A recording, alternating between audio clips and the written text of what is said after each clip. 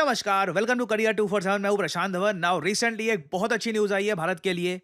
एक क्वाड का important summit होता है वॉशिंगटन डीसी यूएस में। वहां पे जाते हैं जयशंकर साहब भारत को रिप्रेजेंट करने के लिए। ऑस्ट्रेलिया और जापान के विदेश मंत्री भी वहां पे जाते हैं और इस समिट में खुलकर पहलगाम आतंकवाद हमले की निंदा की जाती है। यहाँ पे आप देख पाओगे Quad condemns Pahalgam terror attacks, calls perpetrators to be brought to justice. ये एक मेजर डेवलपमेंट है भारत के लिए, क्योंकि आपको याद होगा कुछ ही दिनों पहले जब चाइना में एससीओ का समिट हुआ था, शंघाई कॉरपोरेशन ऑर्गेनाइजेशन का समिट हुआ था।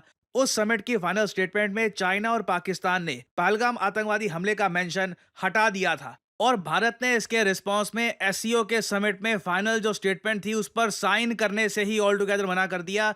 और उसके बाद आपने देखा कि ये वाला जो एससीओ समिट था, जहां पे बेसिकली सिर्फ जो डिफेंस मिनिस्टर्स इकट्ठा हो रहे थे, एनएसए जो जो नेशनल सिक्योरिटी एडवाइजर्स है ये इकट्ठा हो रहे थे, सडनली इंटरनेशनल मीडिया में एससीओ के इस समिट की चर्चा हुई। इसलिए नहीं कि जी बहुत अच्छा समिट हुआ है, कंट्रीज यहां पर इकट्ठा आई। मेन हेडलाइन हर जगह ये थी कि इंडिया ने एससीओ की फाइनल स्टेटमेंट को रिजेक्ट कर दिया। और इससे देखिए एससीओ की जो एक यूनिटी है और जो यहाँ पर एक एससीओ ग्रुप की जो एक इंपॉर्टेंस है, ये इंटरनेशनल लेवल पर काफी कम हुई। फॉर एग्जांपल मैं आपको दिखाऊं, इस टाइप की हेडलाइंस हर जगह पब्लिश की गई थी कि इंडिया ने रिजेक्ट कर दिया शंघाई कॉरपोरेशन ऑर्गेनाइजेशन की स्टेटमेंट को साइन करना, क्योंकि ये प्रो पाकिस्तान थी। और बिल्कुल ये प्रो पाकिस्तान थी। यहाँ पे बलूचिस्तान में जो हमले हुए हैं पाकिस्तान आर्मी पर, उसको मेंशन किया गया, पहलगाम हमले को मेंशन नहीं किया जा रहा था। और हालांकि वैसे मुझको यहाँ पर यह बात बोलनी पड़ेगी, ज्यादातर इंटरनेशनल मीडिया ने ऐसी हेडलाइन छापी है, बीबीसी अलग ही हेडलाइन छापता है कि इंडिया ने मना कर दिया जॉइंट स्टेटमेंट साइन करने से ओवर कश्मीर। मतलब ऐसे लगता है कि कुछ कश्मीर को लेकर फिर कुछ डिस्प्यूट हो गया है वगैरह। सीधा सीधा इनको लिखना चाहिए कि आतंकवाद का यहाँ पर इशू है, आतंकवाद को एक्नॉलेज नहीं किया जा रहा था। और ये बात बाद में डॉक्टर अजय शंकर ने बोली कि हमने साइन इसलिए नहीं किया एससीओ का declaration because terrorism was not acknowledged. और इंडिया में देखिए हमारी एक आदत है, हम खुश बहुत जल्दी हो जाते हैं, निराश भी बहुत जल्दी हो जाते हैं। अब कई लोग इंडिया में ये सोच में पड़ गए कि यार एससीओ तो काफ़ी बड़ा ग्रुप है, बहुत सारे मेंबर हैं एससीओ के, वहाँ पर ये सब लोग इंडिया के साथ खड़े नहीं हुए। देखिए पाकिस्तान एससीओ का मेंबर है और एससीओ को काफ़ी बार आप कह लीजिए इनफॉर्मली चाइना ही लीड करता है। चाइना पाकिस्तान कई बार मिलकर यूएन में पाकिस्तान के आतंकवादियों को बचा चुकी हैं, तो कोई नई बात नहीं है, कोई ये सरप्राइज की बात नहीं है कि भारत पे आतंकवादी हमला हुआ और पाकिस्तान ने जो पहलगाम का मेंशन है इसको रोक दिया और चाइना ने पाकिस्तान का सपोर्ट किया। रशिया काफी हद तक यहाँ पे चुप रहा था। बाकी जो कंट्रीज हैं, अगेन किसी भी और कंट्री को आप देख लीजिए एससीओ में, किसी का इंटरनेशनल लेवल पर ज्यादा बड़ा एक आप कह लीजिए स्टैचर है नहीं इन टर्म्स ऑफ इकोनॉमी या फिर किसी और कंटेक्स्ट में। Quad on the other hand आप अगर देखो, यहां पर जापान आपको मिलेगा, यूएस है, ऑस्ट्रेलिया है। ऑस्ट्रेलिया को अगर हम छोड़ दे तो इंडिया, यूएस और जापान, ये तीनों देश ही आप अगर देखो तो दुनिया में जो टॉप 5 इकोनॉमीज हैं उनमें इनका नाम आता है। और एक तरफ बिल्कुल अगर एससीओ के समिट में पहलगाम आतंकवादी हमले को प्रॉपरली एड्रेस नहीं किया गया, मेंशन तक नहीं किया गया उसका, तो क्वाड में इसका बिल्कुल विपरीत हुआ है। क्वाड समिट में प्रॉपरली इसकी निंदा करी गई है और यह भी लिखा गया है ऑफिशियल डिक्लेरेशन में कि perpetrator should be brought to justice. Initially मैं आपको यह बता दूं ना, ये स्टेटमेंट सामने लाना इतनी बड़ी बात है। स्टार्टिंग में लोगों को यकीन नहीं हो रहा था कि क्वाड के डिक्लेरेशन में पहली बार पहलगाम हमले को इस तरीके से मेंशन किया जाएगा। लोग कह रहे थे पता है क्या होगा, ऑफिशियल डिक्लेरेशन में नहीं लिखेंगे, इंडिविजुअली सब कंट्रीज कहेंगी कि हाँ बहुत बुरा हुआ था, इसकी हम निंदा करते हैं। मगर क्वाड का इकट्ठा सामने आना एक बहुत ही स्ट्रांग मैसेज सेंड करता है दुनिया को कि क्वाड कंट्रीज के जो बाकी मेंबर्स हैं ये इंडिया के साथ खड़े हैं। और जयशंकर साहब ने यूएस में खड़े होकर, मार्को रूबियो पीछे खड़े थे, यूएसए के रक्षा मंत्री जो सेक्रेटरी ऑफ स्टेट हैं, वहां पर ओपनली कहा है कि यूएसए और बाकी सब क्वाड कंट्रीज को समझना होगा कि भारत के अगेंस्ट अगर आतंकवाद होता है तो जिसने भी वो आतंकवाद किया है, जहां भी सोर्स है उस आतंकवाद का, उधर इंडिया अटैक करेगा। A word about terrorism in the light of our recent experience. The world must display zero tolerance. Victims and perpetrators must never be equated. And India has every right to defend its people against terrorism, and we will exercise that right. ना इस तरीके से statement देना बहुत ज़्यादा matter करता है। जयशंकर साहब ने यहाँ पर यह भी कहा कि पहलगाम आतंकवादी हमला एक टाइप का इकोनॉमिक वॉरफेयर था आप अगर सोच कर देखें जिस तरीके से वो अटैक किया गया, स्पेसिफिकली जम्मू कश्मीर का जो टूरिज्म सेक्टर है इसको डैमेज करने के लिए ये अटैक किया गया था, ताकि इंटरनेशनल छोड़िए, नेशनल जो डोमेस्टिक ट्रैवलर्स हैं वो भी कश्मीर में ना जाए। एक बार को डर बैठ जाए कि कश्मीर में जाएंगे तो कुछ हमला वगैरह हो जाएगा।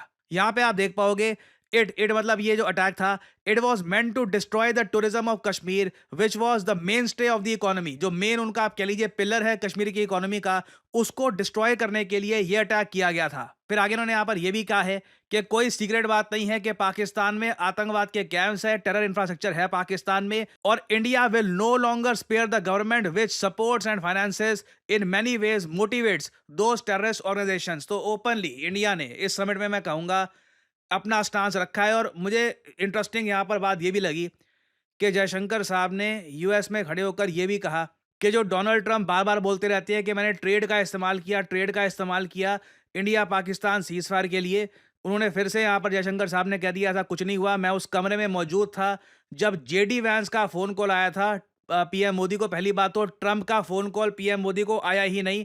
ड्यूरिंग ऑपरेशन सिंदूर जेडी वैंस का फोन कॉल आया, उसमें कहीं से भी कुछ ट्रेड को लेकर कोई बातचीत नहीं हुई थी। और इधर आप देख पाओगे article I was in the room, ये जो लाइन है इस पर बहुत सारे आर्टिकल्स पब्लिश हुए हैं जहां पर जयशंकर साहब ने ओपनली रिजेक्ट किया है डोनाल्ड ट्रंप के सभी क्लेम्स को। और देखो डोनाल्ड ट्रंप की क्रेडिबिलिटी यही है कि वो कुछ बोलते हैं और एक दूसरा कंट्री ओपनली उसको रिफ्यूट करता है, बट स्टिल अब ट्रंप इतनी सारी बातों को लेकर अजीब सी स्टेटमेंट्स देते हैं ना कि हर जगह उनको फैक्ट चेक भी नहीं किया जाता। दूसरी बात अब ये भी है, डोनाल्ड ट्रंप ने प्रेस कॉन्फ्रेंसेस में जो भी मीडिया उनकी आलोचना वगैरह करता था उसको हटा दिया है। जो भी अब जर्नलिस्ट ट्रंप से सवाल पूछते भी हैं उनके व्हाइट हाउस में अलाउ भी किया जाता है उनको, वो काफी हद तक इजी सवाल ही पूछते हैं ट्रंप से। और सबसे ज्यादा इंटरेस्टिंग बात मुझे यहाँ पर यह लगी कि जयशंकर साहब ने यह भी कहा कि वॉशिंगटन से ना यूएसए से ऑपरेशन सिंदूर के टाइम में बस एक ही इनपुट ये आ रहा था कि पाकिस्तान अटैक कर देगा, पाकिस्तान देखिए अब देखो अब पाकिस्तान बड़ा अटैक करने वाला है।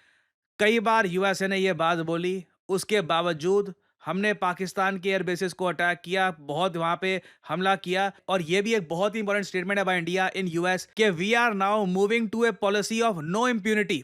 अब हम बिना इम्प्यूनिटी के आगे बढ़ेंगे, हम एक्सेप्ट नहीं करेंगे कि टेररिस्ट अब प्रॉक्सीज हैं और स्टेट का यहाँ पे कोई रोल नहीं है, मतलब कि पाकिस्तान की गवर्नमेंट का कोई यहाँ पर दोष नहीं है। ये तो जो आतंकवादी ग्रुप्स है खुद ही काम कर लेते हैं। ये अब काफ़ी हद तक क्लियर है कि पाकिस्तानी स्टेट सपोर्ट करती है आतंकवादियों को और अब किसी भी न्यूक्लियर ब्लैकमेल से भारत नहीं डरेगा। तो again I am really waiting for the second part of operation Sindoor, क्योंकि इस वक्त साफ साफ लग रहा है इस बार किसी भी न्यूक्लियर वाले एंगल से भारत नहीं रुकने वाला। जो पॉलिसी है ये कंप्लीटली अब ट्रांसफॉर्म हो चुकी है। और यहाँ पे आप लोग एक बार को एक सवाल ये पूछ सकते हैं कि इंडिया क्वाड में ठीक है मगर क्वाड में मिलिट्री एंगल कब आएगा। देखो इसकी एक थोड़ी सी शुरुआत हो चुकी है। क्वाड नेशंस ने पहली बार एग्री किया है कि एट सी ऑब्जर्वर मिशन हम लॉन्च करेंगे। इसमें जो कोस्ट गार्ड है और कुछ हद तक नेवी का भी यहाँ पर रोल होगा। ये मैं कहूँगा पहली बार है जब कुछ नेवल एंगल, कुछ एक थोड़ा बहुत मिलिट्री एंगल ऐड किया जाएगा क्वाड में। आई थिंक एक शुरुआत है। चाइना को यहाँ पर भारत ने मैसेज सेंड कर दिया है कि जो आपकी पॉलिसी है आतंकवाद को संरक्षण देने की, अगर वही रही तो ठीक है, उसके रिस्पॉन्स में क्वाड में हम अपनी पार्टिसिपेशन और ज़रा बढ़ाते रहेंगे। और यहाँ पे आप अगर सोच रहे हैं तो बहुत बढ़िया है। Quad is the future. इस बार जो क्वाड का समिट है 2025 में, ये भी भारत होस्ट करेगा। मोस्ट प्रॉब्ली लग रहा है कि डोनाल्ड ट्रंप इस समिट को अटेंड करने के लिए आएंगे। अगेन डोनाल्ड ट्रंप के बारे में कुछ 100% कह नहीं सकते, हो सकता है कि लास्ट मोमेंट पर मना भी कर दे वगैरह। I don't really want to comment on that, but Quad की मजबूती को लेकर मैं अभी भी नर्वस हूं। और नर्वस इसलिए नहीं हूं क्योंकि इंडिया यूएस के बीच में कुछ इश्यूज हो जाएंगे। इंडिया की फॉरेन पॉलिसी बहुत फ्लेक्सिबल है, बहुत प्रैग्मेटिक है। सबसे बड़ा इशू मुझको आज के समय यह दिख रहा है कि डोनाल्ड ट्रंप ना यूएस जापान के रिलेशंस बर्बाद कर देंगे। ट्रंप ने अभी रिसेंटली फिर से जापान को धमकी दी है 35% टैरिफ की, और ये बिलियंस ऑफ डॉलर्स जापान से डिमांड कर रहे हैं मिलिट्री प्रोटेक्शन के। मुझे लग रहा है कि आने वाले समय में यूएस और जापान के रिलेशंस में आप बहुत ज़्यादा गिरावट देखोगे। दोनों कंट्रीज़ के रिलेशन जो हिस्टोरिकली बहुत स्ट्रांग रहते थे उतने स्ट्रांग नहीं रहेंगे। काफ़ी ट्रीटीज तोड़ी जाएंगी, काफ़ी डिफेंस पैक्ट्स तोड़े जाएंगे। हो सकता है कि यूएस सोल्जर्स भी जापान से धीरे धीरे हटने स्टार्ट हो जाएं। This is very much bound to happen. उसका इवेंचुअल इम्पैक्ट क्वाड पे आएगा या नहीं आएगा ये मुझको देखना है। ये आने वाले 1 से लेकर 2 साल में इससे रिलेटेड आपको डेवलपमेंट्स होती हुई दिखेंगी। ऑब्वियसली मैं आपके लिए अपडेटेड वीडियोस लाता रहूंगा। और फाइनली यहाँ पे आप लोगों से मैं एक सवाल पूछूंगा। भारत ने रिसेंटली मिलिट्री रिव्यू लॉन्च कर दिया है। एक कंट्री के डिफेंस इक्विपमेंट या छोटे छोटे पार्ट्स को भी अपने डिफेंस इक्विपमेंट या फिर मिलिट्री हार्डवेयर से कंप्लीटली रिमूव करने के लिए, ताकि मतलब ये हो जाए कि इस कंट्री से ना एक नट बोल्ट भी भारत के किसी भी हथियार में नहीं मिलना चाहिए। इस लेवल का मिलिट्री रिव्यू भारत ने लॉन्च किया है। बताइए किस कंट्री के हम जो स्मॉल पार्ट्स हैं उनको टारगेट कर रहे हैं। ये है यहाँ पे आपकी ऑप्शंस, फ्रांस, चाइना, यूएस या रशिया। कमेंट सेक्शन में करिए उत्तर। जो लोग देंगे सही आंसर उनकी कमेंट को मैं दे दूंगा हार्ट, ताकि बाकी लोग समझ पाएं कि सही उत्तर क्या है। आप लोग यकीन नहीं करेंगे कितने सारे लोगों से मैं मिलता हूं और उनसे बात करता हूं और उनका एक ही सवाल होता है कि करियर में अब क्या करें। यू नो व्हाट, मुझे मैथमेटिक्स इतना अच्छा लगता नहीं है, कोडिंग वगैरह सीखने में मेरा मन नहीं लगता, मुझे कुछ और एक मतलब क्रिएटिव जॉब जहाँ पे मैं अर्ली स्टार्ट कर सकूँ वैसा कुछ सजेस्ट करिए। वेल, मैं यहाँ पे आपको बताना चाहता हूँ डिजिटल मार्केटिंग के बारे में। डिजिटल मार्केटिंग के अंडर आपका करियर कैसा हो, इस फील्ड के अंडर आप बन सकते हैं डिजिटल मार्केटिंग असिस्टेंट, आप बन सकते हैं एक एसईओ राइटर, आप बन सकते हैं सोशल मीडिया स्पेशलिस्ट, आप बन सकते हैं एक एसईओ मैनेजर, एक कंटेंट मैनेजर। डिजिटल मार्केटिंग के अंडर आपको जॉब मिल सकती है वेरियस सेक्टर्स में और ये जॉब्स लगातार बढ़ती जा रही हैं। एंड सिमिलरली आप देखोगे डिजिटल मार्केटिंग के जो कोर्सेज हैं ये भी दुनिया भर में, चाहे यूएस हो, यूरोप हो, हर जगह ये कोर्सेज बढ़ते जा रहे हैं। और आप एक बात नोट करिएगा, ज़्यादातर जो ये कोर्सेज हैं बहुत ज़्यादा महंगे होंगे, सिर्फ इंग्लिश लैंग्वेज में होंगे और ये कोर्सेज बहुत छोटे होते हैं। 2-3 महीनों में ना हो गया कोर्स हो गया आपका, आपको बस आगे भेज दिया जाएगा। करियर 247 पे आज के समय सबसे ज़्यादा जो पॉपुलर और इन डिमांड कोर्स है इंटरेस्टिंगली, ये हमारा डिजिटल मार्केटिंग कोर्स है। रीज़न मैं आपको बताता हूँ क्या है। डिजिटल मार्केटिंग एक ऐसी स्किल है जो एक एंट्री लेवल जॉब जो एक आदमी ढूंढ रहा है, अभी अभी 12th क्लियर करी है, पहली जॉब ढूंढ रहा है, कहीं पर जॉब एक्सपीरियंस मिल जाए, उसके लिए डिजिटल मार्केटिंग बहुत ही एक इंपॉर्टेंट जरिया हो सकता है अपनी पहली जॉब प्राप्त करने का।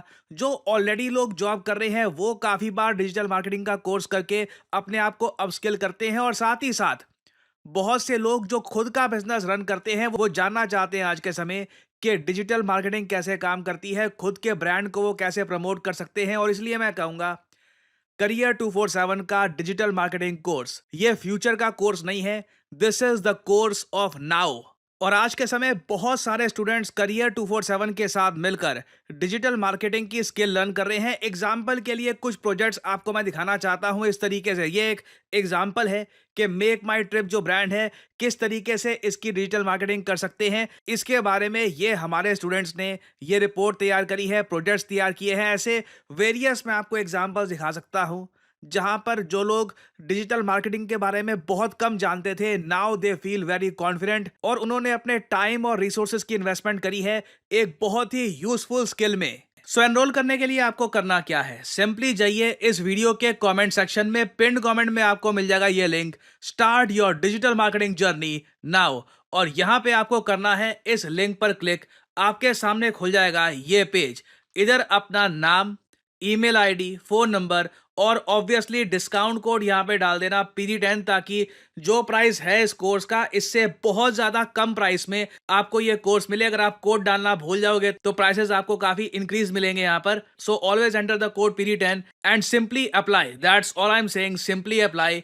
करियर 247 की तरफ से कंसल्टेंट आपको कॉल करेंगे, आप बात कर सकते हैं, जानकारी और ज्यादा प्राप्त कर सकते हैं और आप स्टार्ट कर सकते हैं अपनी journey in the world of digital marketing। और याद रखिएगा, this is not just digital marketing, this is digital marketing with generative AI। So इसी नोट के साथ यह वीडियो का अंत। Thank you for listening and as I always say, may the gods watch over you।